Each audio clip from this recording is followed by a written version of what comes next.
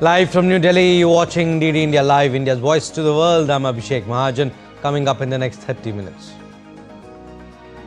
Prime Minister Narendra Modi and French President Emmanuel Macron exchange views on efforts to end Ukraine conflict early. PM Modi reiterates India's consistent support for peaceful resolution.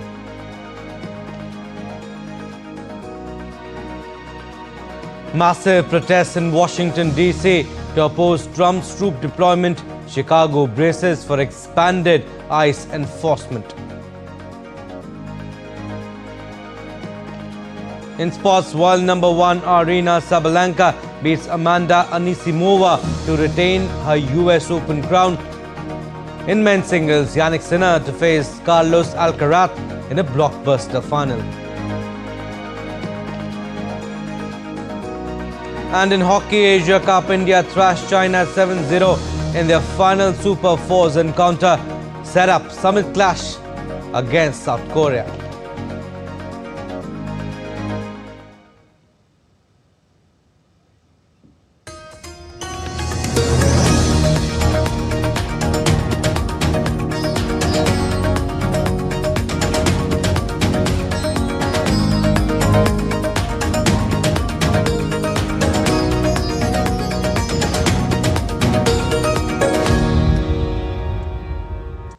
Prime Minister Narendra Modi and French President Emmanuel Macron on Saturday held a phone call. During the call, both leaders reviewed and positively assessed the developments in bilateral cooperation across different sectors, including economic, defense, science, technology and space. The leaders also reaffirmed their commitment towards further strengthening India-France strategic partnership in line with the Horizon 2047 roadmap, the Indo-Pacific roadmap and the Defense Industrial roadmap. PM Modi and French President also exchanged views on international and regional issues, including efforts for bringing an early end to the conflict in Ukraine. PM Modi reiterated India's consistent support for peaceful resolution of the conflict and early restoration of peace and stability. The Prime Minister also thanked President Macron for accepting the invitation to the AI's Impact Summit hosted by India in February 2026 and look forward to welcoming President Macron in India.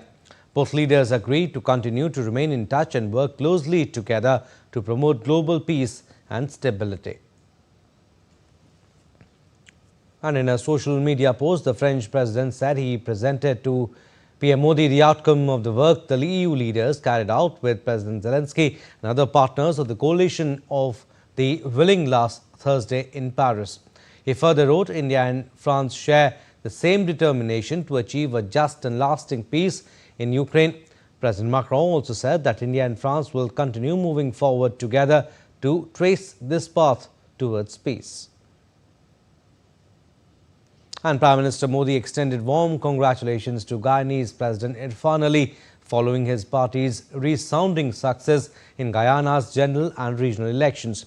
In a post shared on X, PM Modi wrote, and I quote him here, "Heartiest congratulations to President Irfan Ali on the resounding success in general and regional elections. I look forward to further strengthening India-Guyana partnership anchored in strong and historical people-to-people ties." Unquote.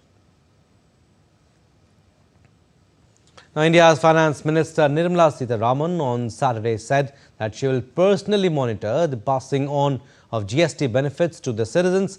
In an interview with a news channel, the Finance Minister said people from across the country have termed the GST reforms as a welcome move. She urged people to report if the benefits are not being passed on to them. She added that several industry players have already pledged to pass on the benefits. The Finance Minister further stated that the GST reforms required long working hours and bureaucratic effort.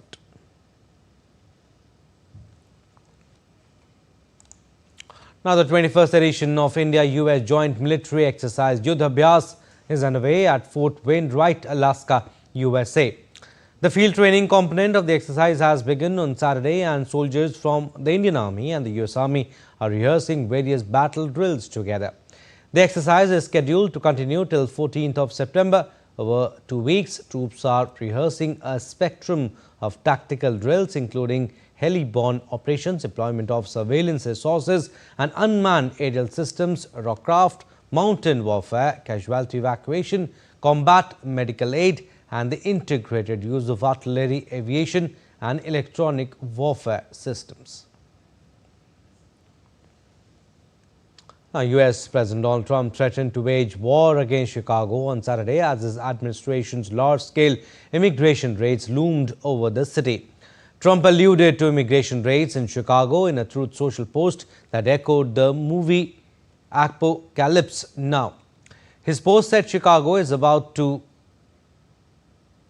find out why it's called the Department of War. The post comes one day after he changed the name of the Department of Defense to the Department of War. Earlier, Trump said that he would also deploy National Guard troops to fight crime in Chicago. Meanwhile, the Chicago area is bracing for additional immigration enforcement over the weekend. Song and fury in Chicago as demonstrators gathered to voice anger at possible deployment of troops in the city.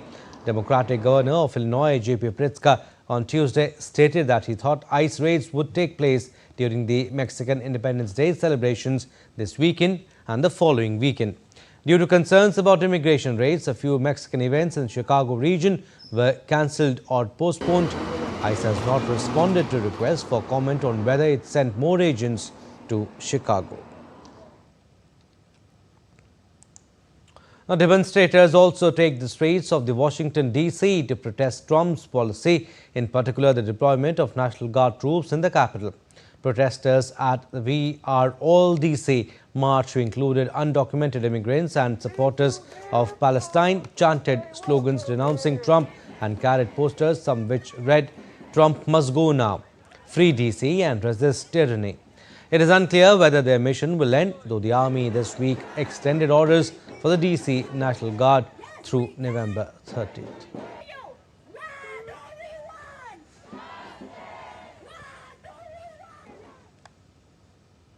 Now, the French Parliament is set for a crucial confidence vote on September 8, following strong criticism of Prime Minister François Bayrou's strict budget cuts and spending plans. The result will decide whether his government survives or falls, with the outcome likely to affect jobs, public services and daily life across the country. Our correspondent Rohini Gosavi reports. France is heading into an important political moment, and it will affect not only leaders but common people as well. French Prime Minister has put forward a new budget with 44 billion euros cuts in spending.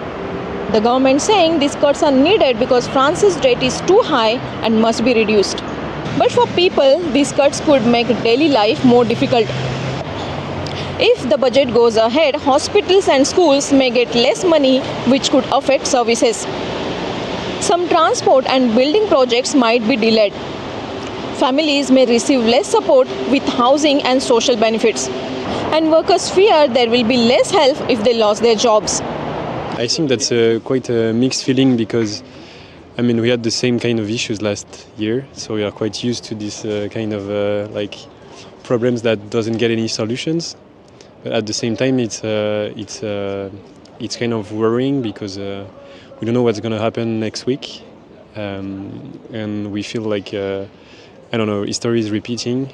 And we are not going to find solutions for this issue. So the current budget in France is very uncertain. We don't know how it will get accepted because the current budget shows a lot of spending coming out from the public pocket. So it will be very, very costly to live in France. This budget has created anger in the parliament and on the streets. Opposition parties are saying this budget is unfair, and even some members of the ruling side are also not happy with this. All of this has led to confidence vote, which will take place on 8th of September. If the Prime Minister wins the vote, he stays in power and budget will move forward.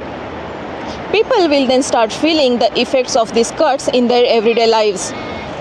And if he loses the votes, his government will have to resign, and that will create political uncertainty.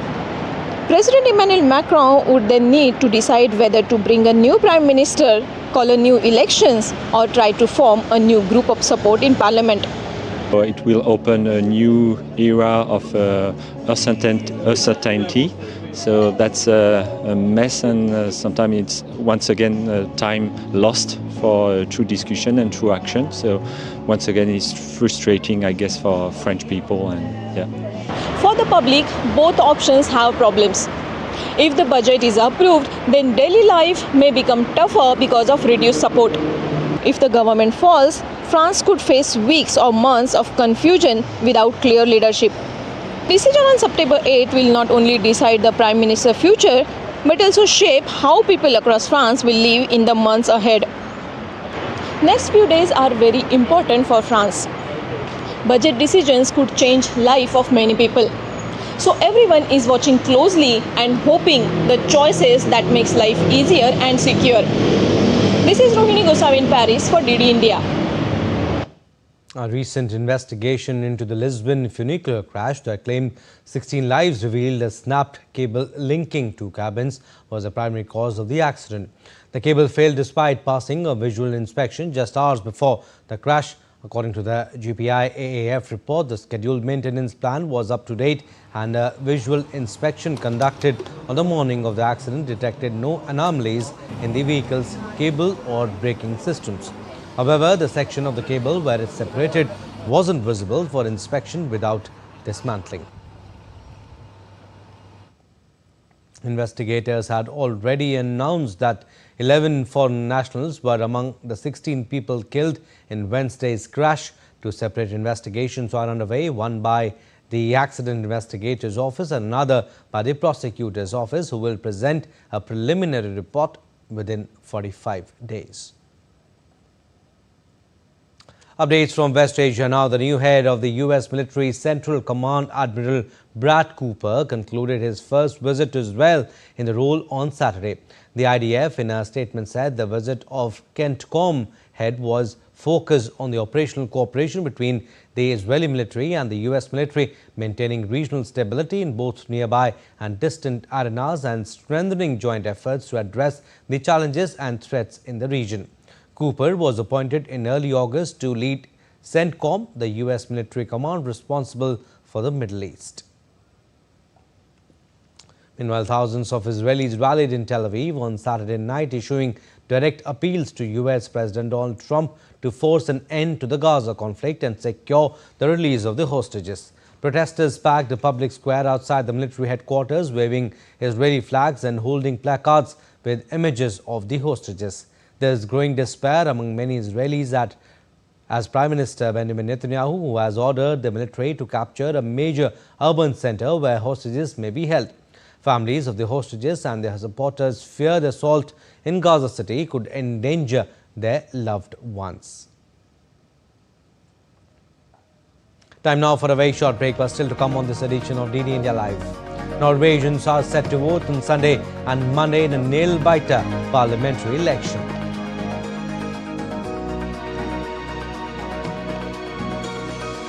Jihadists killed 63 in attack on Nigerian town. And millions of people across Asia and Europe expected to witness a total lunar eclipse that will turn the moon blood red.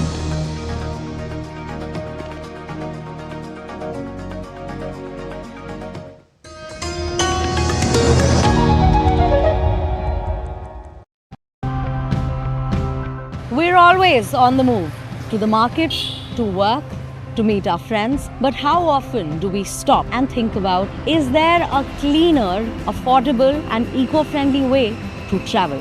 Since switching to this e-rickshaw, I feel so much better. Everything is easier with this battery-powered rickshaw. Our research is focused on a less mature technology, which will be less costly, so it'll be more economically viable. If you plant new saplings, they'll take 10 years to grow. When we replant the trees, we are also retaining the oxygen the trees provide and preserving greenery. My dream would be to have a play street / parklet, so we could have the parklet for some adults and some refreshments, and then everyone could come and kids could be playing.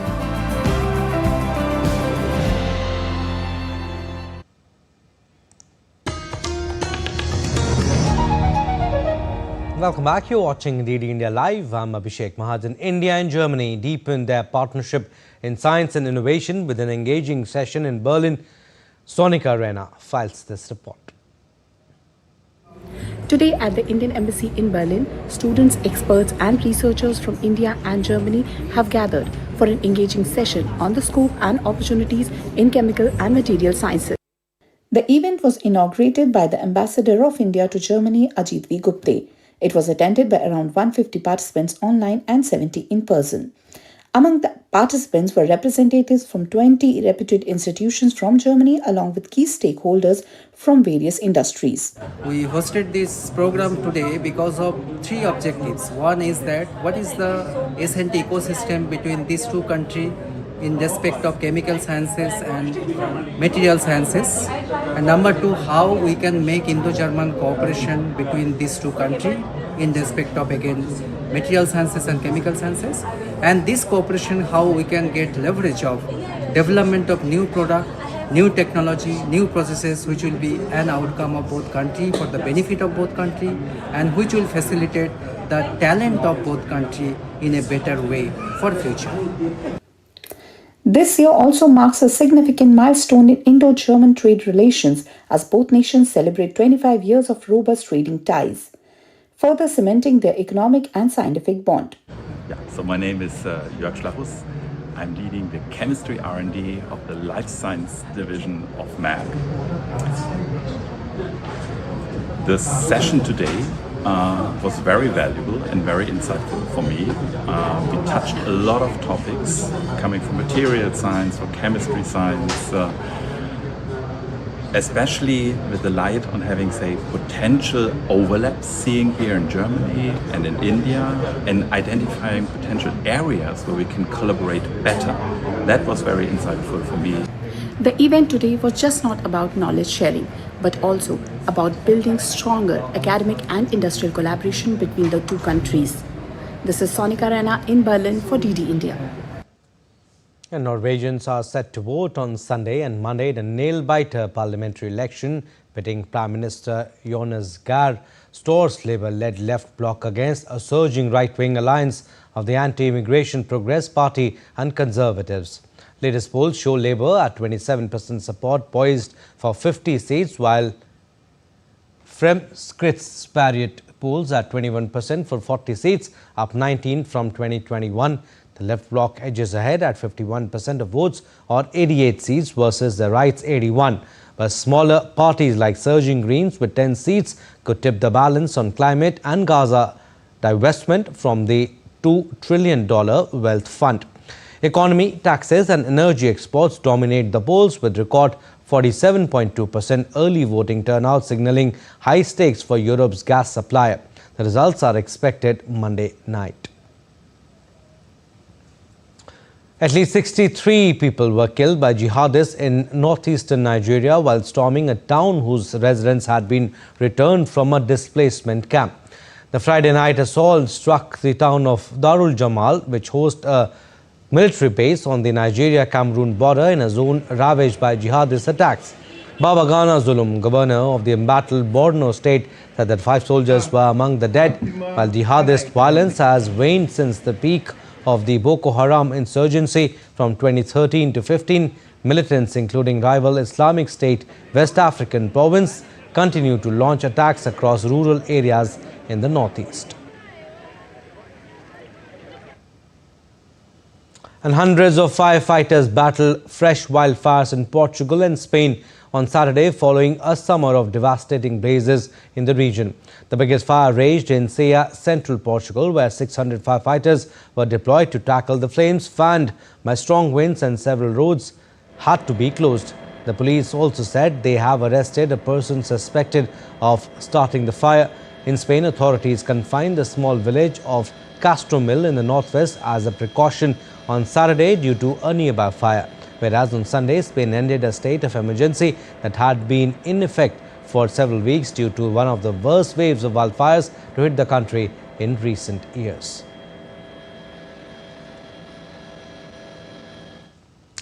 And the sun's fiery flare disrupt Earth, causing blackouts, app outages and much more.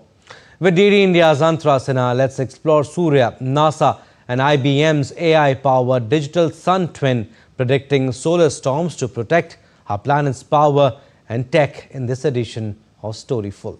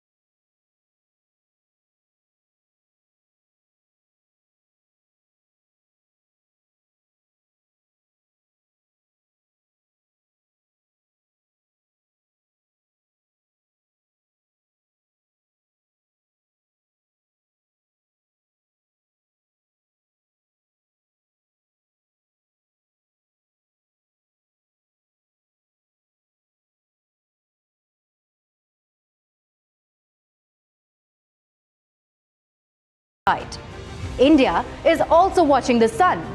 The Aditya L1 spacecraft, launched in 2023, is stationed at Lagrange Point 1, studying solar winds and capturing the first detailed images of flare kernels. China too is advancing with its solar activity artificial intelligence forecaster and Fengyu model to trace the entire chain of space weather.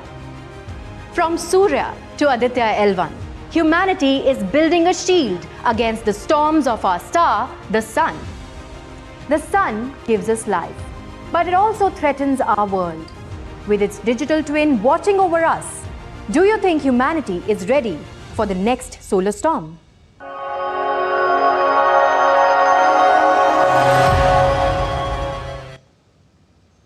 A stunning total lunar eclipse, dubbed the Blood Moon, unfolds tonight across Asia, Australia, Africa and Europe, turning the full corn moon a vivid crimson as it slips into Earth's shadow.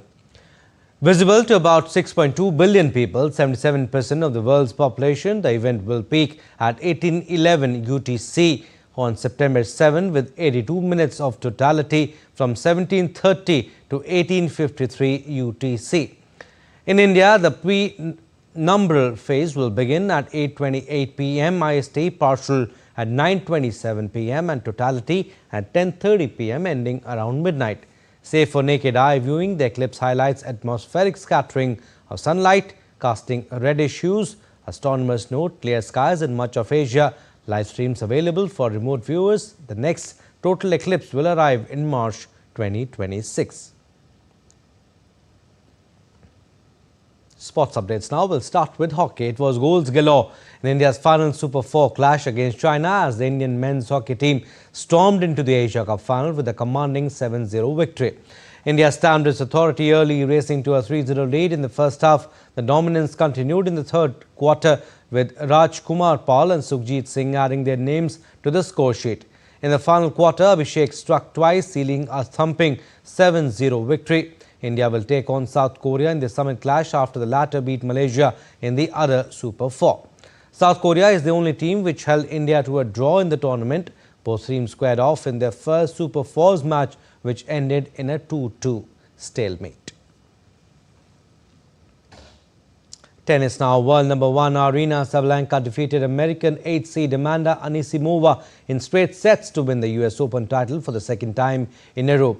The battle between the two boiled down to 1-4 errors as Sabalenka kept them to 15 compared to 29 from her opponent. Sabalenka conceded just 4 unforced errors in the first set and converted all 3 breakpoints to silence the home crowd.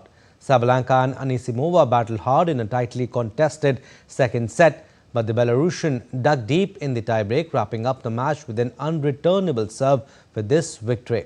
Sabalenka clinched the 4th Grand Slam title of her career and first this year after narrowly missing out on the French and Australian Open titles. And in men's singles, Jannik Sinner and Carlos Alcaraz clashed in the blockbuster title contest today. They have shared previous 7 Grand Slam titles. This is the 3rd consecutive major final this year between them. Alcaraz clinched the French Open before Sinner took home the Wimbledon title. In the summit clash, not only the crown but the #1 spot in the rankings is also at stake. The US Open is set for one of the sport's most gripping contests when defending champion and world #1 Jannik Sinner will lock horns with Carlos Alcaraz in the title clash. The top 2 players will clash in the 3rd consecutive Grand Slam final this year. Alcaraz won the first meeting at the French Open before Sinner came out trumps at the Wimbledon. They have clashed 14 times in their professional career, Alcaraz winning 9 times while Sinner tasted success on the 5 occasions. The past 7 Grand Slams have been clinched by either the Italian or the Spaniard, with Sinner taking home 4 titles. Sinner beat Felix Auger-Aliassime 6-1, 3-6, 6-3, 6-4 in the semi-final to reach his 5th consecutive Grand Slam final. The Italian is only the 4th man in history to reach the finals of all 4 Grand Slams in a single season. He joins an exclusive club with Rod Laver, Roger Federer and Novak Djokovic. The world #1 aims to become the first man to successfully defend the US Open crown since Roger Federer in 2008. Meanwhile, Carlos Alcaraz overpowered Novak Djokovic in straight sets in the semi-finals. The 5-time Grand Slam winner has not dropped a set en route to the final. Apart from the crown, the final will also have one additional prize. The winner will take the #1 spot in the rankings. Sports Desk, DD India. And India's vibrant film scene made a strong mark at the 82nd Venice International Film Festival, wrapping up on Saturday with 2 notable premieres highlighting diverse storytelling. Debut director Anuparna Roy's Songs of Forgotten Trees, backed by filmmaker Anurag Kashyap as presenter, premiered in the Horizonte section, competing for awards that spotlight emerging talents and innovative narratives. Produced by Bipanshu Rai and others, it underscores India's push for underrepresented voices on global stages. Well, that's all we have in this edition of DD India Live. You stay tuned for more news and updates. Namaskar.